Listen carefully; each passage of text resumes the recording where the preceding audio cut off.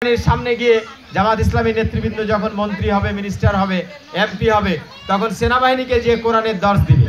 তাহলে খালি মসজিদে ইমাম সাহেব আমাদের জন্য কোরআনের দর্শ দিবে, তো সেনাবাহিনীর সামনে দর্শ দেওয়া যাবে না?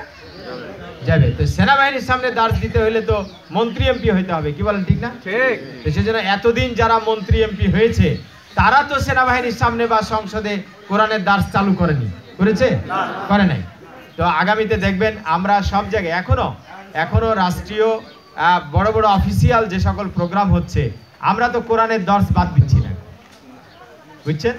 বড় বড় বিশ্ববিদ্যালয়ের প্রফেসর তারা গিয়ে তখন ওই সব জায়গায় দর্শ দিচ্ছে। তো সেই জন্য পক্ষে আছি, সেই জন্য ইসলামিক কাজ যারা করবে তাদের পক্ষে আমরা থাকবো, কি বলেন ঠিক না? কি থাকবো তো ইনশাআল্লাহ।